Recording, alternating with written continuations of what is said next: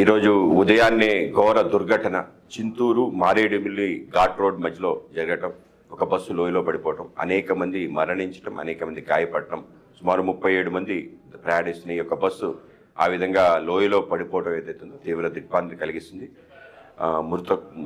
మృతి చెందిన కుటుంబాలందరికీ కూడా ప్రగాఢ సానుభూతి భారతీయ జనతా పార్టీ ఆంధ్రప్రదేశ్ తరఫున తెలియజేస్తూ అందరినీ కూడా ఆదుకుంటామని చెప్పి కూడా వాళ్ళందరినీ కూడా తెలియజేస్తున్నాం. కేంద్ర ప్రభుత్వం అలాగే రాష్ట్ర ప్రభుత్వం ఎవరైతే మరణించారో వాళ్ళందరికీ కూడా ఎక్స్గ్రేషియా ఇవ్వటం, అలాగే ఎవరైతే క్షతగాత్రులు ఉన్నారో వాళ్ళందరికీ కూడా తగిన చికిత్స అందించే విధంగా ప్రయత్నాలు చేస్తాం. ఆ విధంగా ఏఎస్ఆర్ జిల్లా కలెక్టర్తో మాట్లాడటం జరిగింది. ఆయన ఆ విధమైన ఏర్పాట్లు చేయటం జరిగింది.